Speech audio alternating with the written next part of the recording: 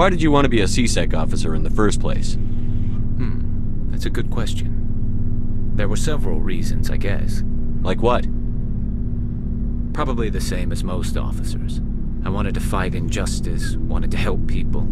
I guess my father had something to do with it too. He was C-Sec, one of the best. I grew up hearing about his accomplishments or seeing his picture on the vids after a big arrest. He's taking my resignation pretty hard. He's not impressed that you're going after Saren? My father's a C-Sec man to the bone. Do things right or don't do them at all, he says. He thinks I'm being too rash, too impatient. He's worried I'll become just like Saren. He actually talked me out of becoming a Spectre when I was younger, for the same reasons. You were asked to be a Spectre? Well, I was targeted as a possible Spectre candidate, me and about 1,000 other Turian military recruits. I could have received special training, but my father didn't like it. He despises the Spectres. He hates the idea of someone having unlimited power with no accountability. He wouldn't like you, Commander. No offense. Not all Spectres are like Saren, you know. Of course not. But Saren's not going to play by our rules, C-Sec's rules. If you want to nail Saren, you need to send someone who isn't restricted by policies and procedures. You're a quick learner, Garrus. We'll beat him at his own game. It's the only way to stop someone like him. I'm right behind you, Commander. Commander, you have a minute to talk? I keep an open-door policy. If you have any concerns, lay them on me. All right. I know things are different aboard the Normandy, but I'm concerned about the aliens, Vicarian and Rex. With all due respect, Commander, should they have full access to the ship? They may not serve the Alliance, Chief, but they're allies. At least as far as Saren goes. This is the most advanced ship in the Alliance Navy. I don't think we should give them free rein to poke around the vital systems. Engines, sensors, weapons. You don't trust the Alliance's allies? I'm not sure I'd call the Council races allies. We, humanity, have to learn to rely on ourselves. Standing up for ourselves doesn't mean standing alone. I don't think we should turn down allies. I just think we shouldn't bet everything on them staying allies. As noble as the Council members seem now, if their backs are against the wall, they'll abandon us. I don't see that as inevitable. Look, if you're fighting a bear and the only way for you to survive is to sick your dog on it and run, you'll do it. As much as you love your dog, it isn't human. It's not racism, not really. Members of their species will always be more important to them than humans are. These seem like deeply held beliefs, Williams. What made you think this way? My family's defended the Alliance since it was founded. My father, grandfather, great-grandmother, they all picked up a rifle and swore the oath of service. I guess we just tend to think of Earth's interests as our own. It doesn't sound like you've worked with aliens before. No, sir. Mainly I've been groundside, part of the surface garrison forces. I did get a rotation on a space station for training. Every Marine a rifleman, every rifleman ZG certified. That's odd. Your record is spotless and your technical scores are exemplary. You should be serving with the fleet. Anyway, that's why I haven't served with many aliens, Commander. You're lucky. I lost my family on Mindoir. Are you related to anyone I'd have heard of? Couldn't say, Commander. I read about Mindoir.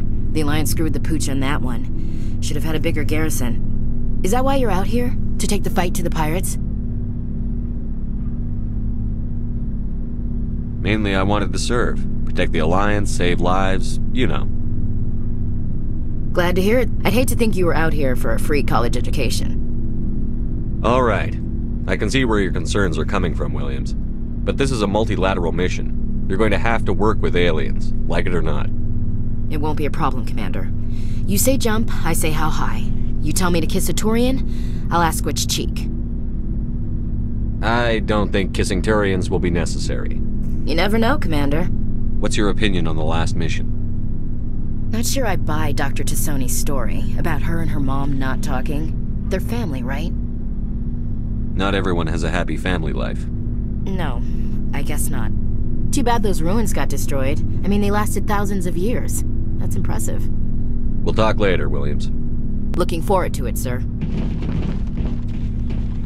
So, we've got Saren on the run. It won't be long now. Saren's good, but I'm better. Good. He's rotten. To the core. I could tell as soon as I met him. Why didn't you tell me this sooner? I would've if I thought it was important. I think I'd like to hear about it just the same. This was a while ago. A bunch of mercs were bragging about a job out near the edges of the terminus systems. They said it paid well and the boss was never around to ride them. They said he was looking for more men, too. So I checked it out. I didn't know Saren was openly recruiting mercs. It wasn't that open, and he only showed his face once. We'd been raiding ships in the area for months when we took out this massive cargo freighter. Our biggest haul yet. I was on board checking bodies for valuables, looking for some extra credits. That's when I saw him. What did Saren want with the ship? I don't know what he wanted. He was just moving through the ship, watching. Couple of the mercs called him by name, but he never spoke to them. Never spoke to anyone. I had a really bad feeling about him, so I got the hell out. Didn't even wait to get paid. What kind of cargo was the freighter carrying? What was Saren after? I don't know. All I saw on that ship was food and medical supplies. There were some basic weapons, but nothing big. If there was anything of value on that ship, I didn't see it. That's why I didn't mention it sooner. Whose ship was it? There was a Volus trading vessel. Big one. Lots of guards. But they were no match for us.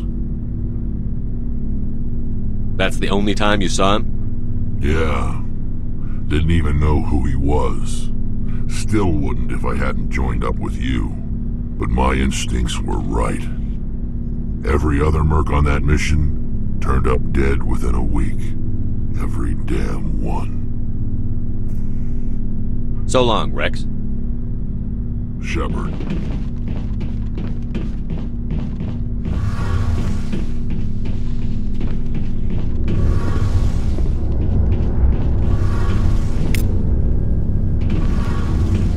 Oh, hello, Shepard.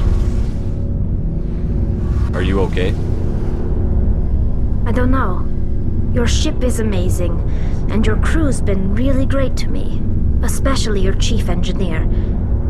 But I just sort of feel out of place. The Normandy runs so smooth it feels like we're not even moving. And the engines are so quiet. How do you sleep at night? The silence wakes you up?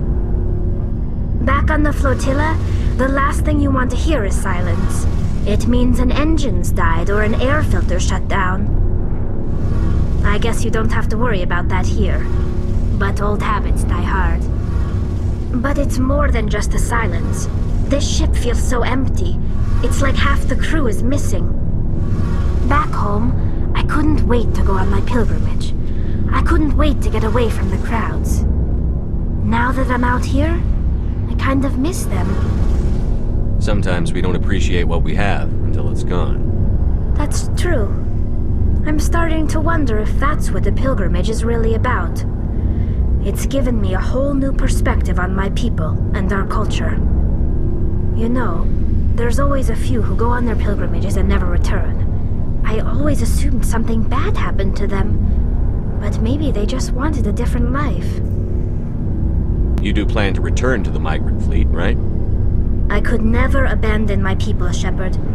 I will go back eventually, but we have to stop Saren first. Otherwise, I might not have a home to go back to. I should go.